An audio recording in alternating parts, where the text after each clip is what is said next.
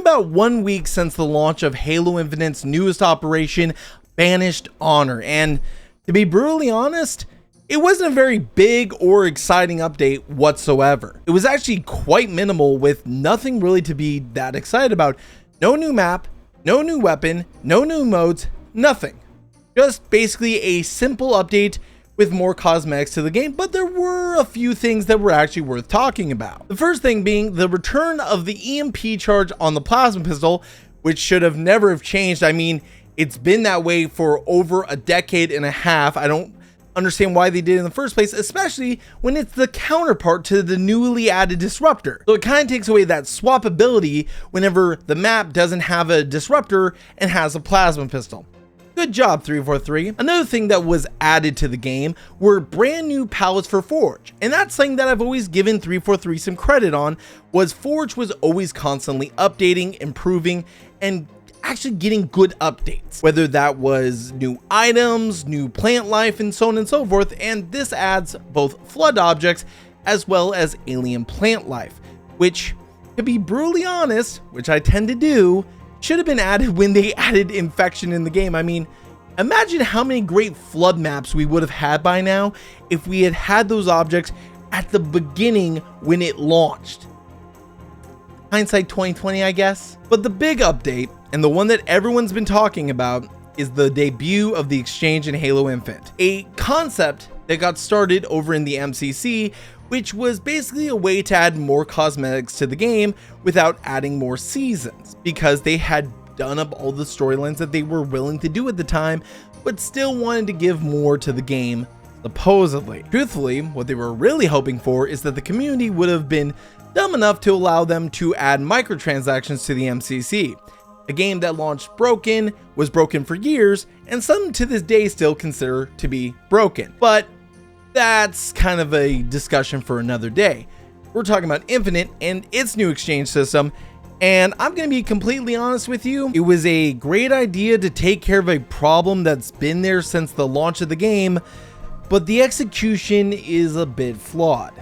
And I'm going to tell you why. Well, first, what is Halo Infinite's exchange, and what is this problem out of the many that Halo Infinite has that it supposedly solves? Well, back when Halo Infinite launched, they had the fear of FOMO. Yes, the fear of missing out, and they didn't want players to feel that way, especially with the Battle Pass or Seasons Pass or whatever you want to call it. So they basically eliminated it by having Battle Passes and Season Passes never expire. Once you purchased one, it will never go away. You will always have the option of unlocking items on that Battle Pass. The Halo Battle Pass will never be taken away from you. And what I mean by that is once you buy it, it's yours and does not expire. In future seasons, you can purchase old Battle Passes as well as the current Battle Pass and choose which Battle Pass to put your progression towards. All of these rewards are single source, so you're never going to be confused about where things come from. If you can unlock something in the Battle Pass, we're not going to let any other players circumvent that by purchasing it out of the storefront. A lot of our stuff is unlocked through playing the game and only through playing the game. All customization is just cosmetic. The problem is that there was still FOMO in the game because they would run monthly events like the Yappening or the Cyberpunk event or the Christmas event and so on and so forth. And those items, once gone, were gone. You never got the chance to unlock them again. They weren't a part of a battle pass or anything else. And that's what the exchange is here to do, to eliminate that FOMO that they promoted many times that they didn't want to have during the launch of Halo Infinite, to eliminate that issue that took them 3 years to solve. So first of all, as you can see here, there is some good to this. If you look actually in the exchange right here, you've got a number of items that players would have missed, like the Platinum Anniversary launch skins that you got when the game first launched back in 2021 on November 15th. You have the one for the Spartan, you have the one for your AR, you have the one for your Warthog, all available to you. And honestly, that's cool, because that was something that came out when the game first launched that maybe some people missed out on and never got the chance to get. And you have other skins here from past Cyberpunk events or Cyber Showdown or whatever it's called, and the Yappening, and that's all great, awesome, great. But the big problem is the price. And you're probably saying to yourself, well, gamer, you're showing the values right here of what you can earn over time. Like, how can it be that bad? Because you can't even unlock everything the exchange has within the month that the operation starts. All the new items, not even the old ones, the new ones, you can't even afford them all before the operation ends. And that's going to take you more than a month, and I'm going to explain why right now. So what do you get points wise? Well, first of all, for completing your first daily challenge will award you 250 SP points rather than XP. Me personally, I think they should give you both. I think they should give you XP, and I think they should give you the SP, because I mean, it's already a grind and it's gonna get old fast, so might as well make it worth the player's while. But that's just for completing your first match and not even doing anything else. So just play a game, win, lose, or draw, you get the points. Good job. The next thing is completing the weekly ultimate reward, which will net you 1,000 SP. Awesome. That's great. So for completing all of your challenges weekly, you get another 1,000 SP. But then on top of that, if you complete the operation reward tracks, altogether, you get up to 15,000 Spartan points. Okay, how is that bad? I mean, after a week, I should have 18,000 if I complete the operation tracks and everything else. Okay, so going into Halo Infinite right now, let's go ahead and let me show you exactly how much I've earned in 1 week's time, close to 1 week. This is recorded a little bit ahead of time, but I wanted to show y'all what exactly I got. So as you guys can see, I completed the actual operation pass. We already completed Banished Honor. It's done and dusted. Woohoo, right? But you can also see I've gotten 17,500, and on Monday I'll have 18,000. That's 1 week's worth of work, and honestly it didn't take that much. I completed the battle pass within 2 days, and then I basically just did the weeklies, which I completed in 1 day, and then just did my dailies every day. That netted me a pretty good amount. But here's where the problem lies. We go to the shop, and the first thing you want to do is, of course, avoid the $32 bundle. Oh, don't even get me started. You can't buy any of this stuff individually. You can't buy any of this individually. You have to buy the $32 bundle. But we're gonna ignore that for now, and we're gonna go to the exchange and actually show you some of this. So as you guys can see, I own a lot of this. I didn't miss a lot of events. I missed some things, but a lot of these were items that you would get for the Ultimate Weekly. That's another thing that you can earn, is things that you miss for the Ultimate Weekly. Not bad, not a bad thing. But as you can see, they're all pretty spendy.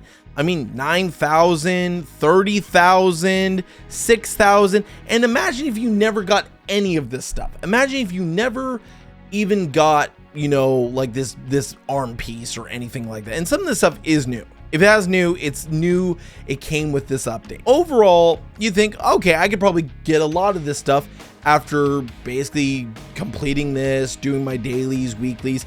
Well, I hate to tell you this, but you can't even get this armor coating right here in a month's time. If you didn't spend a single point, a single Spartan point, you could not even afford this armor coating. And this isn't anything impressive. Let's be brutally honest. This armor coating, pretty fucking mid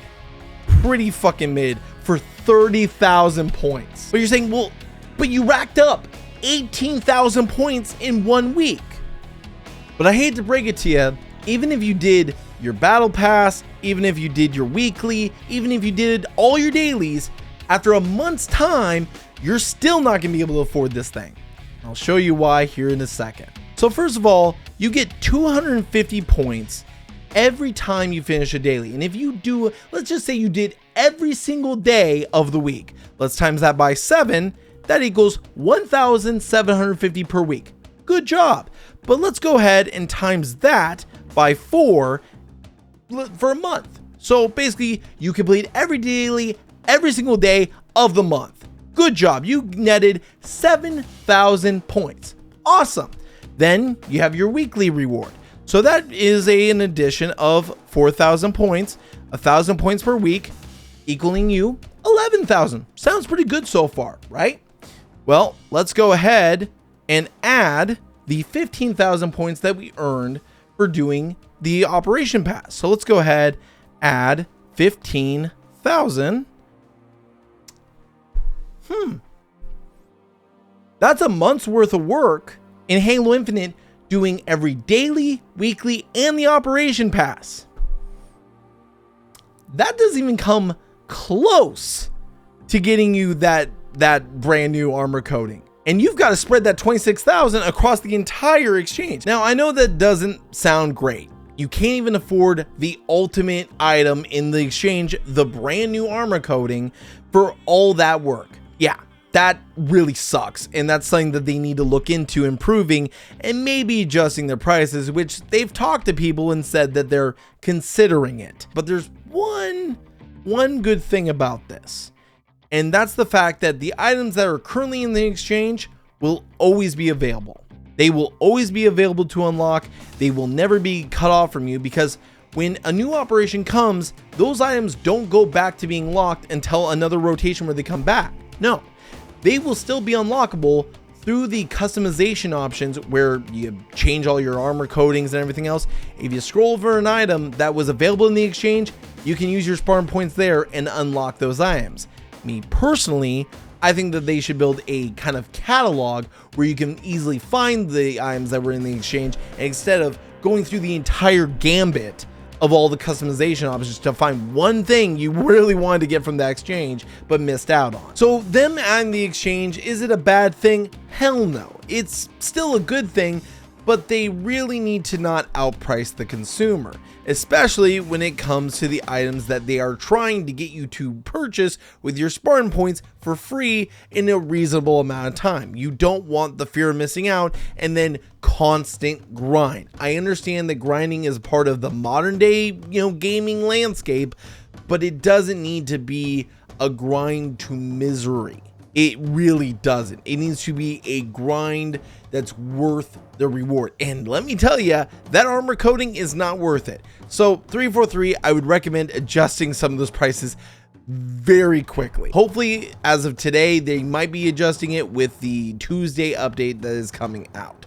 Who knows? So those are just my thoughts. What are yours? Let me know down in the comment section down below. And while you're down there, drop a like on the video if you guys enjoyed it. And basically, let me know what you thought about the actual exchange. Do you like it? Do you dislike it?